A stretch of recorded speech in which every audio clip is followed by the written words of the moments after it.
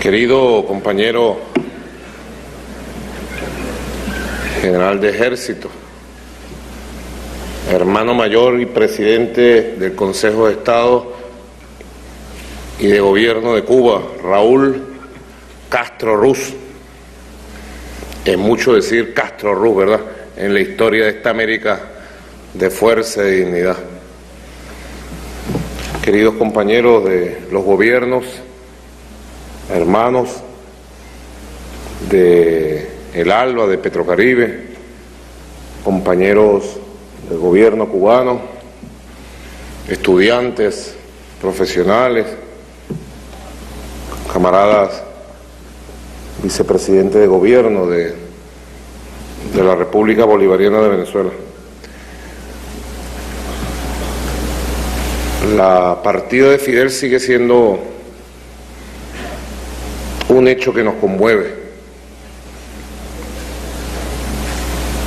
y que nos trae y nos lleva a cuántas cosas, ¿verdad? Apenas hace 20 días que recibimos esa noticia y fue admirable, y así queremos expresarle al pueblo cubano, admirable la forma que el pueblo cubano lo acompañó en su caravana de partida, de cambio de paisaje hasta Santiago de Cuba.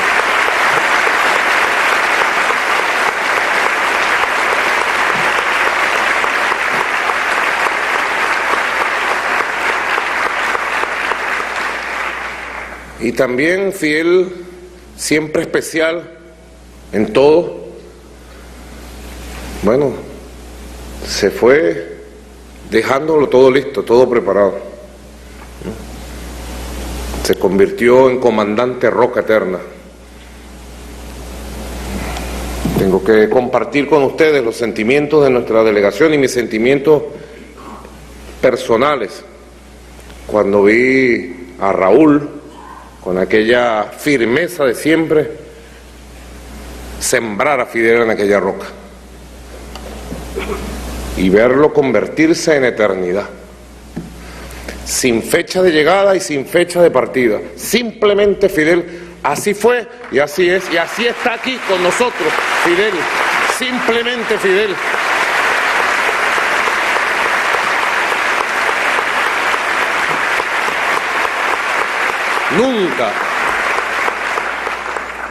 Nunca uno se imagina estar sin ellos. Y cuando vemos el video con tantas imágenes de Fidel, de Chávez, jamás nos imaginamos, ni jamás nadie estuvo preparado. Aquí está nuestro embajador, comandante Fausto, Ali Rodríguez Arac. Jamás, porque son como padres, son padres que con sus brazos, con su mirada, con su mensaje, lo pueden todo. Y uno va sobre sus hombros, sobre sus brazos, soportando lo que haya que soportar, porque ellos van adelante siempre con su ejemplo, abriendo los caminos. Cuando uno los ve al pasar del tiempo, dice, valió la pena todo, ¿verdad? Ha valido la pena todo. Cuando el libertador Simón Bolívar, en días como hoy, en diciembre, próximo sábado 17 de diciembre, conmemoramos un año más de la muerte del libertador Simón Bolívar, el 17 de diciembre de 1830, en Santa Marta, lo que hoy es Colombia, en la Quinta San Pedro Alejandrino. El libertador sintió, luego de haber recorrido América durante 20 años, de haber libertado lo que hoy es Panamá, Venezuela, Colombia, Ecuador, Perú, Bolivia, de haber derrotado en Junín y luego con Sucre en Ayacucho a ese imperio tan poderoso que dominó nuestras tierras y nuestras vidas durante 300 años, ya despidiéndose el libertador, dijo: he arado en el mar. todo se había perdido. No se podía ni siquiera volver a empezar. No había oportunidad de un nuevo comienzo. Se había impuesto la traición de las oligarquías, la división, el desconocimiento de lo grande de la historia que se había construido. Y el más grande de los grandes de la historia de esta tierra, nuestra americana, como le dijera para siempre el apóstol José Martí, se fue diciendo: he arado en el mar, sin pueblo, sin ejército, sin patria. Nunca estamos preparados para despedir a nuestros fundadores y a nuestros gigantes, pero tenemos que sentirnos orgullosos que el día que despedimos a Chávez y el día que sembramos para hacer roca eterna a Fidel, ellos pudieron irse tranquilos porque sí dejaron tierra fértil, pueblo fértil, dejaron a un pueblo unido, pueblo libre, dejaron tierra fértil para seguir sembrando. No araron en el mar. Pasó mucho tiempo. Mucho tiempo. Cuba fue la última colonia del viejo imperio allá español. Ya nadie en España sentía ni pensaba que podían tener colonias. Los habían echado de todo el continente. Y le tocó a Cuba, de 1830, en que se liberaron nosotros, nuestros hermanos, allá en el continente, luchar hasta la victoria de 1898. Y el 1 de enero de 1899 no permitieron que las tropas mambises entraron a Santiago victoriosas y le robaron el triunfo al pueblo cubano. Y el 1 de enero de 1899 Cuba comenzó a ser un protectorado imperial estadounidense vía a la colonización, como Puerto Rico, Filipinas. Lo único que impidió que en Cuba se impusiera un régimen colonial y pasara a ser una estrella más del imperio estadounidense entonces, fue la fuerza patriótica que cultivó en el espíritu de Martí, de Maceo, de los gigantes, este pueblo que resistió, a veces en silencio, y no permitió que se impusiera una colonia vulgar. Tuvieron que imponerle y entregarle en 1902, con la enmienda Platt, tuvieron que fundar una republiqueta, una república, una farsa de república neocolonial. Y Cuba tuvo que esperar entonces 60 años, del 1 de enero de 1899 al 1 de enero de 1959, para que estos héroes que están aquí, Raúl Castro Ruz, Machado Ventura, Fidel Castro Ruz, le trajeran la victoria que le robaron a los mambises 60 años antes.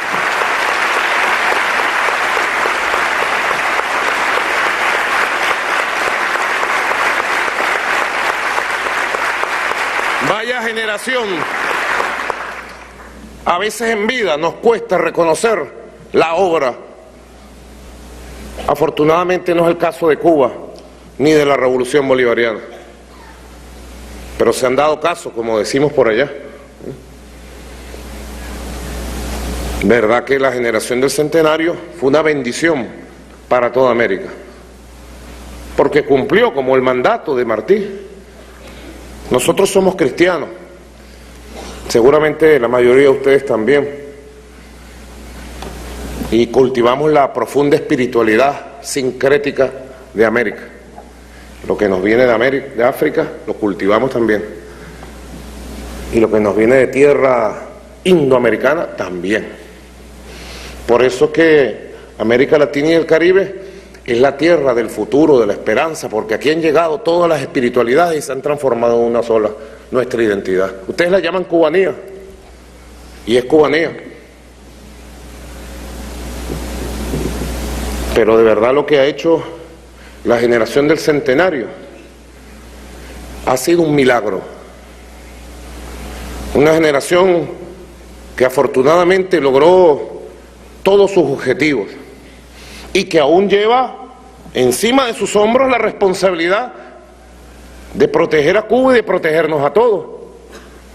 Porque yo veo en Raúl un hermano mayor y un líder protector también de todos nosotros, los revolucionarios que nos estamos levantando en este siglo XXI. Con una sabiduría también especial,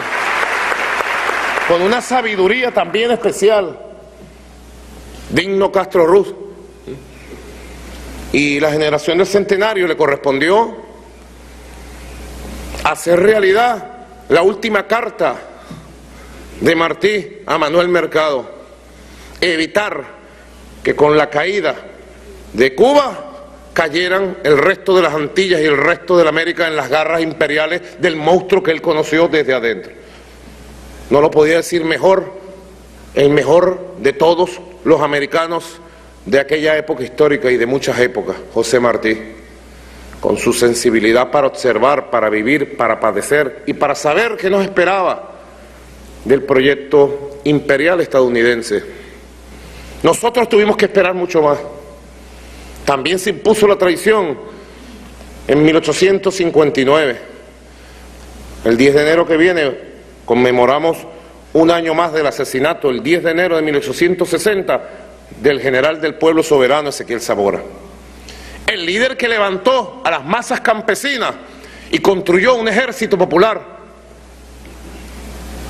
y tomó las banderas de Bolívar y triunfó. Y cuando se dirigía ya a Caracas a tomar el poder político, fue asesinado por la oligarquía que a su lado estaba, que lo traicionó. Y pasó todo el siglo XIX. Y luego vino el siglo XX. Y todas las oportunidades del siglo XX se perdieron. 1908, 19 de diciembre, se dio el primer golpe de Estado petrolero, dirigido por la embajada norteamericana en Caracas. Hasta 1992, que con la misma fuerza que ustedes conocen tuvo el Moncada, un día, un 4 de febrero de 1992, amanecimos con olor a pólvora y por primera vez vimos a ese hombre que se convirtió en el líder de la resurrección de todo un pueblo, Hugo Chávez Frías, nuestro comandante, que desde su primera palabra trajo el mensaje de Bolívar. 4 de febrero de 1992, un día de despertares, donde comenzamos a retomar el camino. Pero fue en 1998, luego de muchos caminos andados, que Venezuela comenzó a ver un tiempo de esperanza y de expectativa, como dice Fidel en sus palabras, cuando llegó a Caracas nuevamente para la asunción del presidente Hugo Chávez en febrero de 1999. 168 años. Después de la traición a Bolívar, le costó al pueblo venezolano retomar sus caminos auténticos de dignidad, de independencia, nuestra propia identidad, nuestro propio esfuerzo, el camino de Bolívar. Por eso es que es tan importante, como lo acaba de exponer el compañero presidente Raúl Castro, y lo han expuesto nuestros dos profesionales de medicina, la compañera venezolana y el compañero cubano que han hablado. Por eso es tan importante esta fecha de hoy. Hoy estamos nosotros conmemorando 22 años, 1994. Como siempre decía el comandante Chávez, todas las luces se habían apagado en el mundo. Quedaba sola una luz, la dignidad de Cuba. Cuba estaba pasando por el momento más trágico y duro, el de tiempos de revolución. Quizás muchos de los jóvenes que están aquí, de preuniversitarios los llaman, liceístas allá, ¿verdad? O de universidades, muy jóvenes que se ven aquí, que grabaron con su teléfono las canciones. Quizás ustedes conozcan de esta etapa por los libros, o por sus abuelas, o por sus padres, ¿verdad? Pero en 1994 era un momento de dominio total y hegemonía de la unipolaridad de Estados Unidos. El mundo bipolar y las fuerzas que compensaban el poder de ese imperio tan poderoso que ha sido los Estados Unidos había desaparecido, producto de sus propios errores, en primer lugar, y de manera determinante. Errores que fueron señalados muchas veces por Ernesto Che Guevara, allá en los años 60. 1994 era la mitad de lo que después fue el periodo especial. 1994 acababa de salir de la cárcel el comandante Hugo Chávez luego de estar 2 años y medio por la insurrección militar bolivariana del 4 de febrero de 1992. Llega a Cuba, a esa Cuba en resistencia, una noche del 13 de diciembre, y desde su llegada es sorprendido en las escalerillas del avión por la presencia de quien él admiraba desde niño, pero que él sentía que no merecía conocer, no tenía todavía la posibilidad del honor de conocer al comandante Fidel Castro Ruz. 13 de diciembre, 9:30 de la noche, baja de las escalerillas de aquel avión el joven comandante Hugo Chávez, lleno de esperanza, de esfuerzo, apenas comenzando un camino, y se encuentra con aquel gigante de la historia ya, Fidel Castro Ruz, y se dan el primer abrazo. Ese abrazo fraterno, sincero, comenzó un camino. Ese abrazo fraterno, solidario, entre 2 hijos auténticos del ideario de Bolívar y de Martí, selló lo que espiritualmente fue la construcción del camino que nos llevó a la fundación de la Alianza Bolivariana para los Pueblos de nuestra América. Aquel año 94, en esos días, estaba cerrando la primera cumbre llamada de las Américas, una cumbre hecha para decretar el final de la Revolución Cubana. Así lo decretaron todos los discursos que dieron de rodillas los presidentes de entonces, pronosticando el final de la revolución. Y sobre las ruinas, como cantara Silvio Rodríguez entonces, sobre las ruinas de la revolución cubana, decretaban el inicio de lo que llamaron un área de libre comercio, que no era otra cosa que la concreción del viejo proyecto de colonización económica, financiera, comercial, de dominio de nuestras riquezas por parte de las corporaciones y los poderes que dirigen el imperio estadounidense desde Washington. Coincidió la fecha de los anuncios del fin de Fidel, de la revolución, y los dos, un gigante y un líder insurgente, el comandante Hugo Chávez, se encontraron. Quedó siempre sorprendido el comandante Chávez, porque, bueno, él se sentía, pudiéramos decir, intimidado, como lo recogen los buenos relatos del embajador Germán Sánchez Otero en su extraordinario libro de biografía del comandante Chávez, y lo recoge también el libro El Encuentro de Rosa Miriam, porque, bueno, Fidel lo interrogó durante la madrugada del 14 y en varias oportunidades todo el día 14 de diciembre, y lo escrutaba con la mirada de águila, cada respuesta, casi con un poder de un polígrafo, cada pregunta, cada respuesta, de lo que habían hecho, cómo lo habían hecho, de lo que pensaba él de la historia de nuestra América para los años que estaban por venir, de lo que era su proyecto, de lo que eran las opciones tácticas Para entonces nuestra opción táctica fundamental era la unión cívico-militar para una gran insurrección popular. Y veíamos como una ventana lejana la posibilidad de una revolución por la vía electoral, por todas las razones que ustedes saben en América Latina y el Caribe, lo tortuoso del camino pacífico electoral para hacer cambios profundos a nuestras sociedades. Y aquellas madrugadas, y aquellos días, y aquellas noches, se selló algo maravilloso.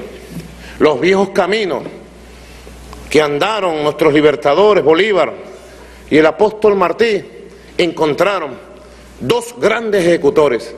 Los viejos caminos, los viejos pregones de unión entre dos portentos de la dignidad, de la moral, del patriotismo latinoamericano.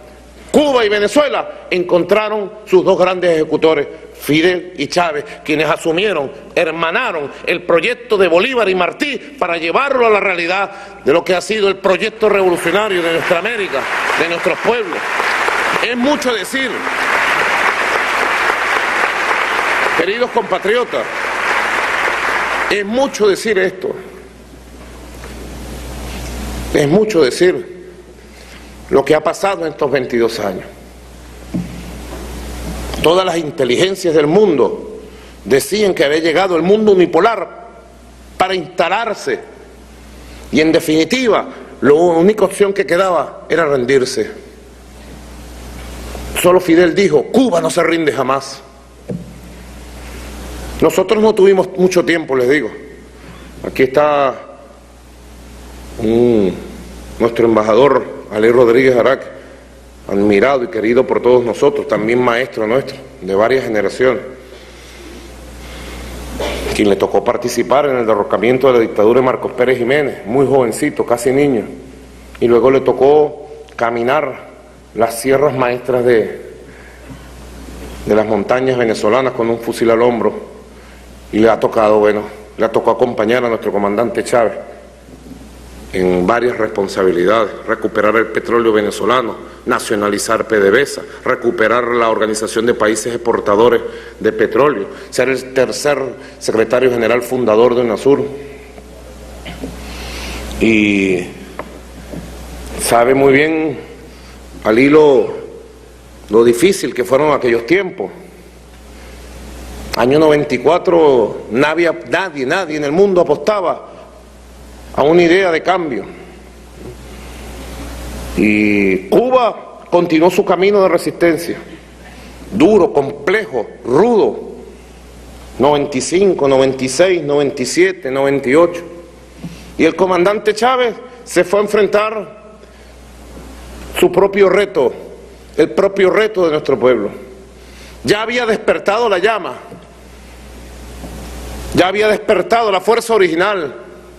Él decía siempre, él me decía, que la fuerza de la historia forma parte como de los genes de los pueblos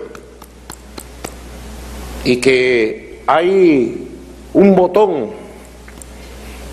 me decía Nicolás, como un botón en la vida, eventos históricos que se conjugan y es como que tocaran el botón del despertar colectivo de los genes que llevamos todos de rebeldía mestiza, africana, indígena, europea. Así fue él, a despertar la rebeldía indómita de un pueblo, el pueblo de Venezuela. No es poca cosa lo que se había hecho en Venezuela durante todo el siglo XX. Dictaduras y democracias muy corrompidas, populistas, muchos recursos, mucha corrupción, mucha perversión, y sobre la base de la corrupción y la perversión, bueno, el atraso, la falta de conciencia, la falta de cultura política, la falta de valores y la dominación, las garras que dominan, las garras que dividen a los pueblos sobre sus necesidades y sobre falsas ofertas. Así que el camino que le tocó al comandante Chávez fue complejo, duro, el camino que nos llevó a la victoria electoral del 6 de diciembre, y a la asunción de mando del 2 de febrero de 1999, y a la convocatoria de la Asamblea Nacional Constituyente, y a los caminos de la revolución pacífica, democrática, protagónica de Venezuela, fueron caminos creados y paridos por el propio genio, la voluntad, la inteligencia, la audacia, la sabiduría del comandante Hugo Chávez Frías. Y así como que lo primero que hizo al salir de la cárcel fue venir a Cuba a respirar el aire de la historia rebelde de este pueblo y abrazar a Fidel, casi lo primero que hizo el comandante Hugo Chávez cuando tomó la presidencia de la República y cuando activó los botones del gen histórico revolucionario que Bolívar sembró para siempre en Venezuela, fue abrir sus brazos y decir, bueno, ahora llegó el momento, Fidel, Cuba y Venezuela vamos juntos en la construcción de un solo proyecto, de una sola patria.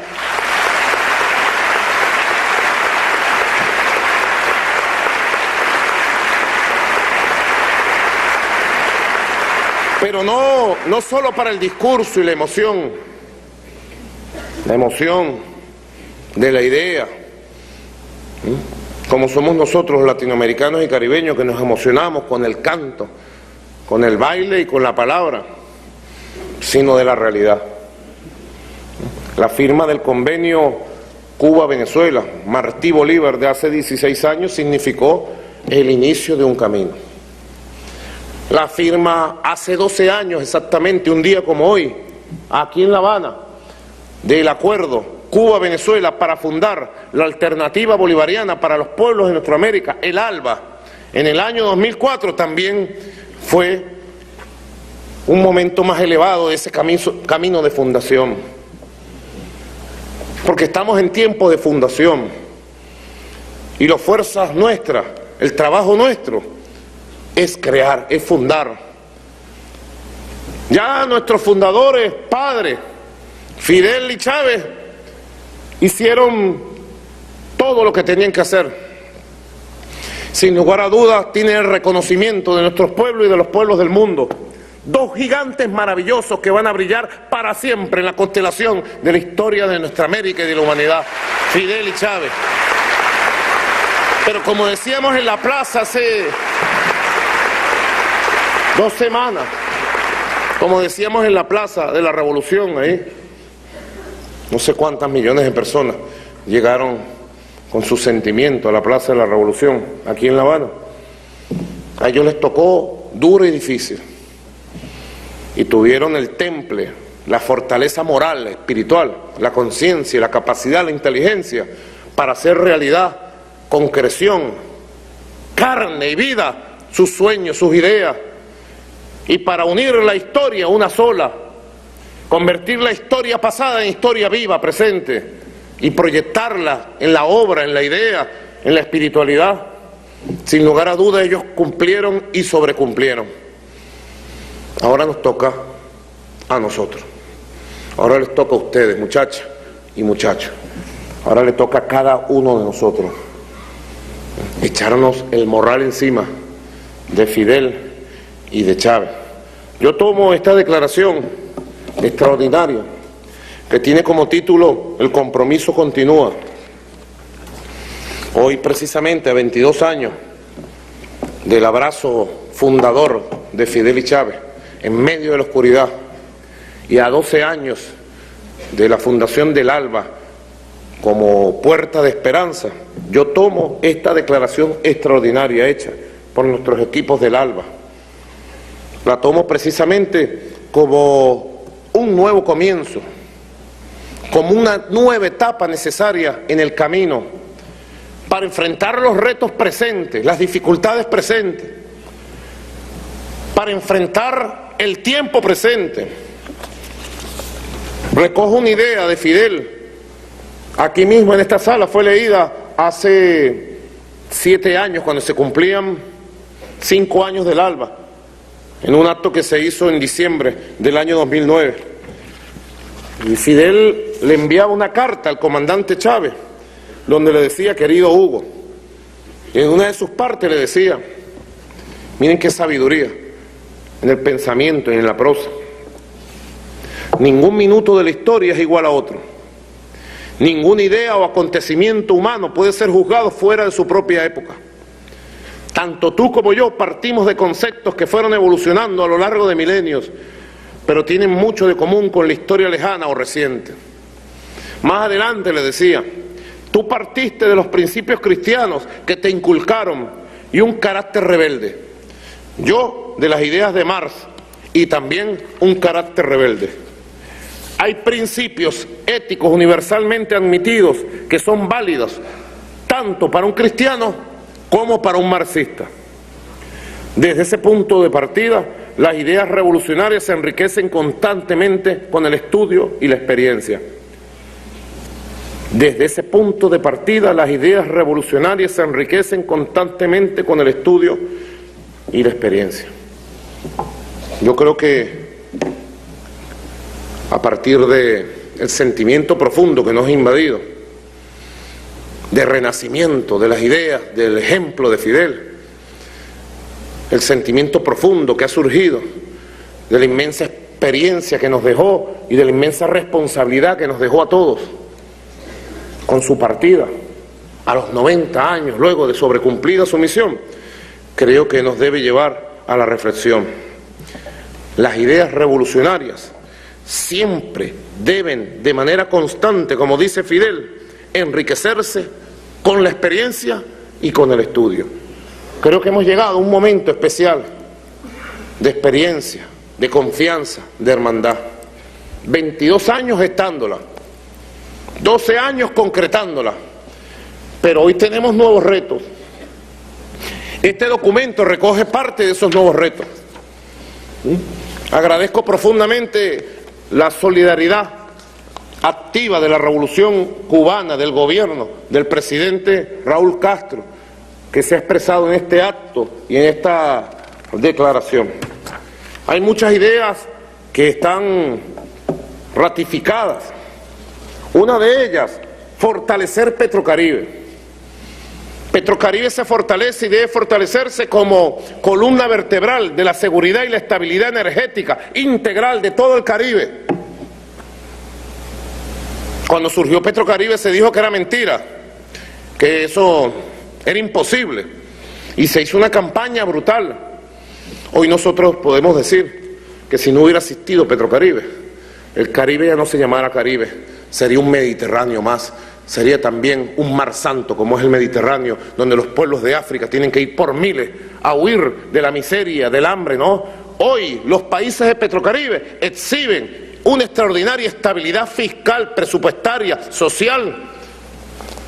Los índices de desarrollo humano de los países pertenecientes a Petrocaribe son superiores sustantivamente de los países no pertenecientes a Petrocaribe. Así que Petrocaribe ha sido un gran éxito del ALBA, de los grandes proyectos que lanzaron Fidel y Chávez. Ahora, su fortalecimiento...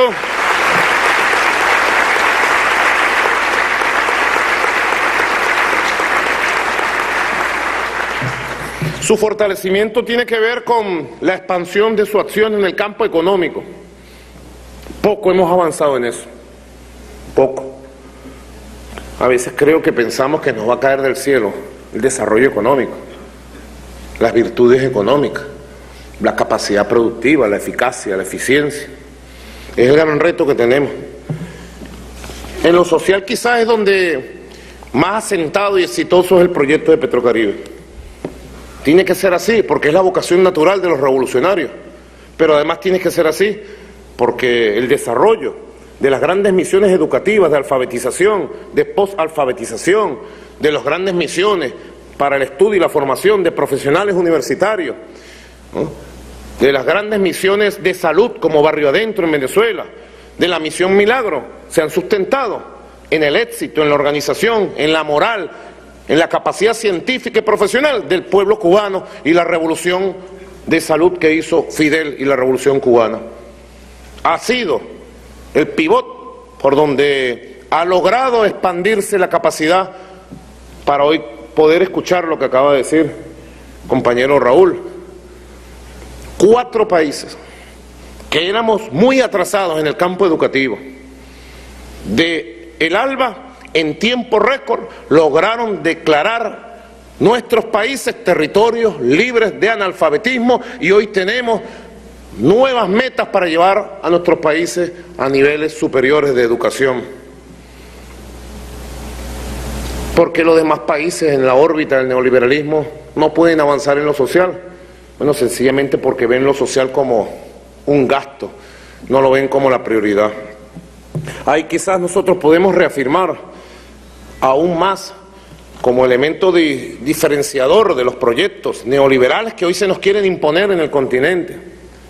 En países como Brasil, ayer aprobaron una reforma constitucional, la gran prensa calla, aprobaron una reforma constitucional donde prohíben el aumento de un solo peso, de un solo real, en los presupuestos de educación, salud, salarios, pensiones durante 20 años. Ni Pinochet hizo eso cuando dio el golpe de Estado e impuso la dictadura sangrienta junto a Henry Kissinger. Y el gobierno de Brasil, que derrocó a la presidenta Dilma Rousseff, impuso ayer una reforma constitucional que es la más grave y retrógrada que se conozca en la historia de los últimos 100 años en América Latina. El ALBA tiene suficiente fuerza moral para mostrar su obra social y debemos visibilizarla con orgullo y debemos multiplicarla con orgullo y debemos retomar las metas de la Misión Milagro, porque es un reto para nosotros retomar las metas de la Misión Milagro y llevarle la salud a los más humildes, a los indios, a los obreros, a los trabajadores, a los descendientes afroamericanos que están en los campos, en las fábricas.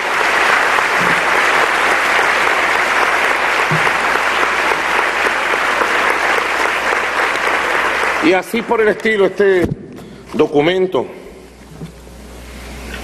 recoge junto al plan de desarrollo. Próximamente, en el mes de enero, vamos a hacer la cumbre de jefes de Estado y de Gobierno.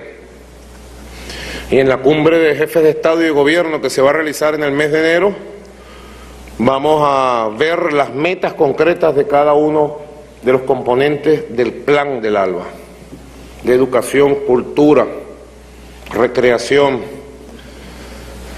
ciencia, salud, energía, y un elemento central, un elemento clave, que sin lugar a duda nos cruza a todos, el proyecto común de desarrollo económico. Nadie debe pensar, como muchas veces escuchamos decir a Lula, cuando era presidente de Brasil, no era cualquier voz, ¿verdad? Se levantaba a hablar a nombre del país continente, del gigante del sur. Y Lula decía, para sensibilizar aún más la conciencia sobre la necesaria integración y unión de América Latina en UNASUR, de América Latina y el Caribe, en la CELAC, Lula decía, ni Brasil solo podrá transitar los caminos del desarrollo económico del siglo XXI. Ni Brasil sola.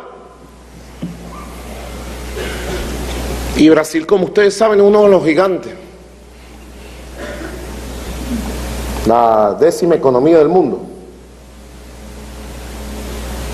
Miembro de los BRICS, fundador de los BRICS. Ese es un concepto que ya nuestros libertadores desarrollaron en su época. Desde la época de Bolívar, de Martí. Y Fidel lo tomó siempre, lo tuvo muy claro. Chávez también, en su doctrina bolivariana. Es la tarea central de nosotros. Es la tarea central. Es el reto más grande que tiene nuestro pueblo. El desarrollo económico, el desarrollo de un modelo tecnológico, de un modelo financiero que permita la sostenibilidad de nuestro propio modelo económico de desarrollo, de nuestro modelo agrario, como siempre insiste el compañero Ali Rodríguez. Ninguno de nosotros obtendrá el derecho a transitar el camino del desarrollo sostenido y sostenible sin desarrollar la tierra, el campo. Y qué difícil es, ¿verdad? Qué difícil es. Un modelo tecnológico para sostener nuestro propio desarrollo industrial, para crear nuestras riquezas materiales, satisfacer las necesidades de nuestros pueblos en todos los sentidos, explotar de manera sostenida las riquezas que hay en las tierras.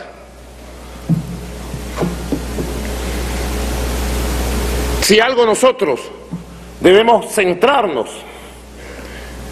en este tiempo, pudiéramos decir, de nuevo comienzo, ya sin Fidel y Chávez físicamente entre nosotros, pero aquí en el alma los llevamos como compromiso irrenunciable, es plantearnos el camino del desarrollo económico común, conjuntos, unidos, integrados. Plantearnos el camino del desarrollo interamericano, nuestro americano, y la única organización regional que puede asumir de manera concreta, eficaz, eficiente, inmediata, nuevos proyectos de desarrollo que eleven nuestros modelos aún más para la satisfacción de las necesidades, es la Alianza Bolivariana para los Pueblos de nuestra América, no es ninguna otra. Es vulgar preguntar lo que voy a preguntar, pero siempre es bueno para la reflexión. ¿Puede la OEA encarar, aunque sea un solo objetivo del desarrollo económico y social de nuestro continente? Si no lo ha hecho jamás, la OEA lo que es especialista en intervención, en persecución y en contar muertos en sus intervenciones militares. Y todavía las otras organizaciones son muy jóvenes. Han tenido logros importantes, UNASUR. La CELAC se abre camino con una sola comunidad de 33 países, pero se abre camino en lo político como bloque, quizás en lo social con grandes tareas que está asumiendo en el tema del cambio climático, y quizás en algún momento podrá tomar este camino, pero solo el ALBA puede tomar el camino de un proyecto común de desarrollo económico, de creación de riquezas para nuestros pueblos. Solo el ALBA. Si partimos de la idea bolivariana, martiana, fidelista y chavista, de que solo juntos podremos. Nadie va a venir a hacer por nosotros lo que no hagamos nosotros, por nuestra propia patria y nuestro propio pueblo. Como decía José Gervasio Artigas, no esperemos nada sino de nosotros mismos.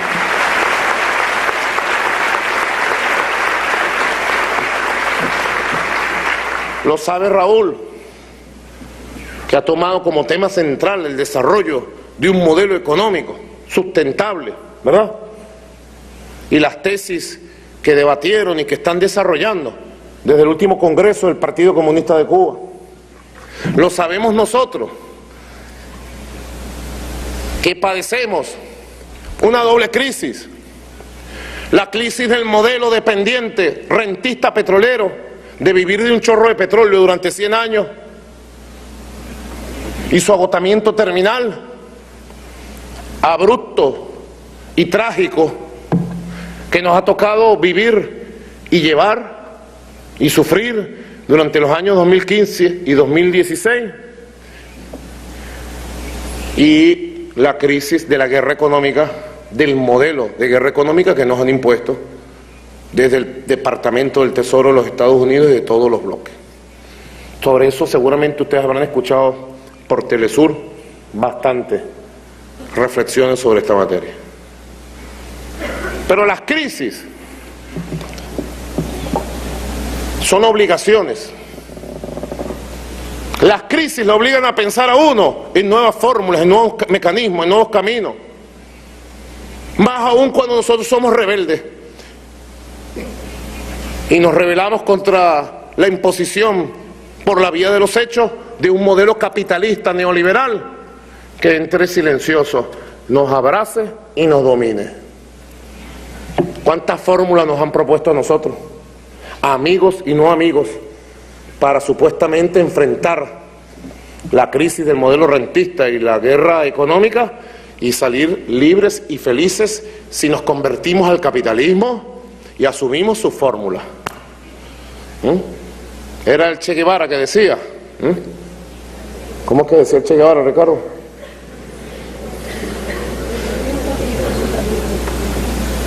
No se puede confiar en el imperialismo en un táctico así, pero no, esa no es la que yo quería citar. No se puede pretender construir lo nuevo con las armas melladas del capitalismo.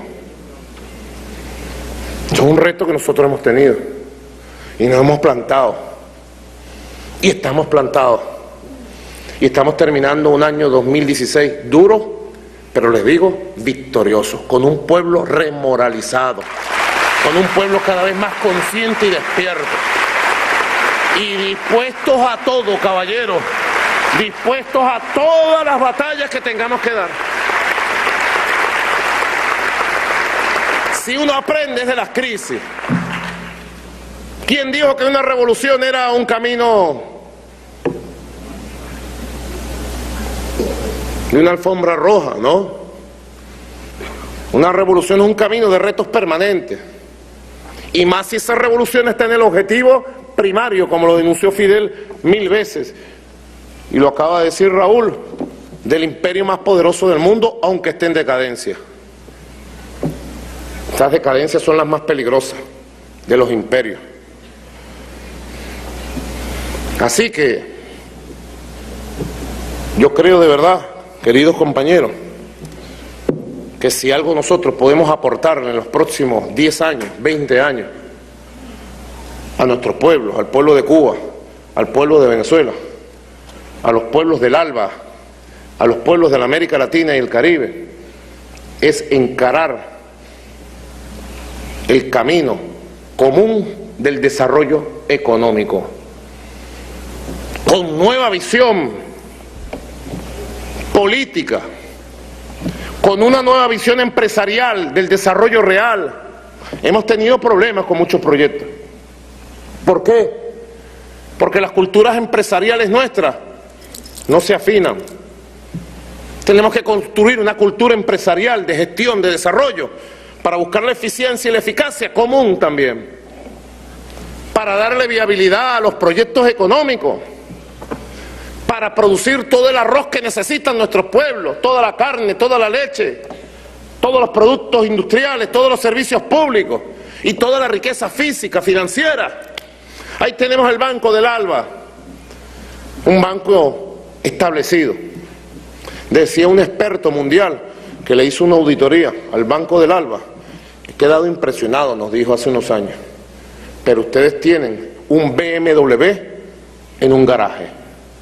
Saquemos el BMW, para tomar el ejemplo de este amigo experto, del garaje, pongámoslo sobre la carretera y empecemos a andar los caminos con la velocidad y la fuerza que tiene ese BMW. Hay que desarrollar un proyecto común de financiamiento del desarrollo entre nosotros y que vaya creciendo, potenciándose.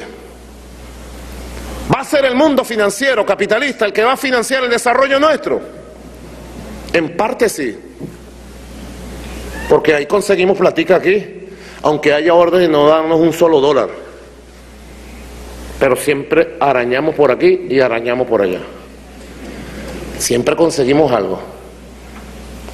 Pero esta juventud que se crece ahora y que se levanta con su sonrisa, con su mirada, cuando tengan 20, 30, 40 años, a esa juventud debemos dejarle un proyecto de desarrollo económico encaminado, avanzado, y debemos dejarle una potencia financiera, monetaria, que permita ser el pulmón del largo aliento de desarrollo que nos toca encarar. Si no, como decía el libertador Simón Bolívar, y Chávez siempre repetió, un nuevo coloniaje dejaremos como herencia. La independencia hoy tiene un solo nombre: desarrollo económico, independencia económica, nuevo modelo tecnológico sustentable. Esa es la independencia hoy, esa es la justicia hoy, ese es el socialismo del futuro, nuestro propio desarrollo económico, nuestras propias riquezas.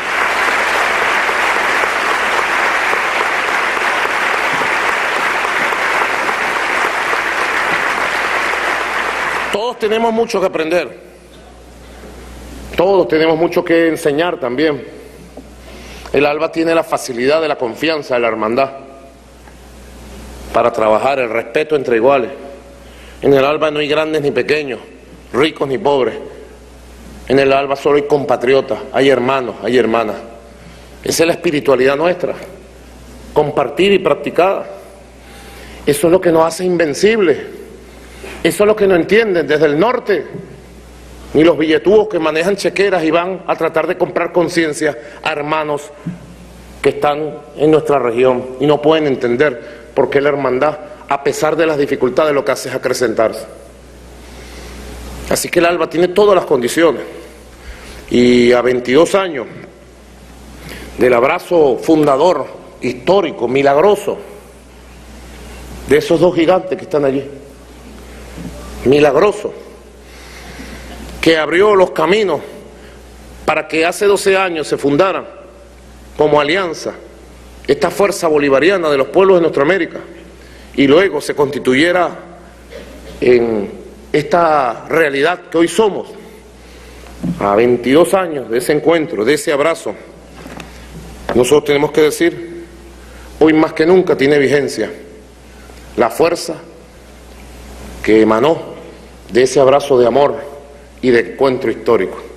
Hoy más que nunca tiene vigencia la necesidad de cerrar nuestros caminos solidarios, de unirnos y de hacer realidad como prioridad, de retomar el camino en muchos casos, de no dejarse derrotar por el fracaso, de no dejarse derrotar por no lograr un objetivo, y de poder unir nuestra fuerza económica. Es otro mundo, ya no es el año 94, ni siquiera el 2004. Hoy otro mundo se ha levantado. Grandes aliados tenemos en el mundo. La República Popular China, gigante, que nos ve. Nosotros los vemos a ellos también. Y juntos estamos transitando cuántas cosas, ¿verdad? La gran Rusia que se ha despertado, se ha levantado con aquella dignidad. Trataron de arrodillarla y el presidente Vladimir Putin ha levantado con más fuerza al gran oso de Siberia, la Federación Rusa. India ha abierto los brazos al mundo. Ahí está la base de apoyo del mundo del futuro, para la tecnología, para las finanzas, para el desarrollo industrial, para obtener mercados para nuestros productos, etcétera, etcétera. El ALBA fortalecida hacia adentro, Petrocaribe fortalecido hacia adentro, asumiendo lo económico y conjuntamente, ¿por qué no? Algún día tiene que llegar el momento que juntos vayamos ante China a decirle aquí estamos con este proyecto, y que juntos vayamos frente a Rusia también y frente a la India. Es el mundo de los bloques, y este bloque que se convierte en motor es el motor que permitió que naciera UNASUR y el CELAC. El CELAC hubiera sido imposible sin la fuerza de cohesión, el imán que significó el comandante Fidel, el comandante Hugo Chávez y la existencia misma del ALBA. Hubiera sido imposible. Muchos compañeros de América Latina no querían nada con el Caribe por viejos racismos, y la gran mayoría de nuestros hermanos del Caribe no querían nada con los países del continente por aprensión, y fue el ALBA que nos juntó y la palabra de confianza para poder avanzar juntos. No son tiempos fáciles tampoco. Hoy nosotros fuimos víctimas de un signo de estos tiempos. Hoy nuestra canciller Delcy Rodríguez Gómez fue agredida por la policía del gobierno de Argentina. Tiene una grave afectación, posiblemente una fractura de la clavícula, fue lanzada al piso en las puertas de la Cancillería argentina. Y al entrar, sin presencia de medios, fue agredida por los jefes de seguridad de la Cancillería argentina en el edificio José de San Martín. Hemos emitido una protesta enérgica y total a la cobardía del gobierno argentino contra esta digna joven mujer que representa la voz del pueblo de Simón Bolívar.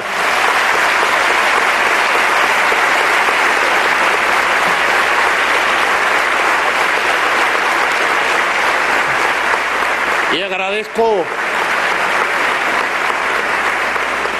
el vicecanciller de Bolivia también, tratando de salvar al canciller David Choquehuanca de la agresión de la policía. También le fracturaron una mano, nunca antes vista.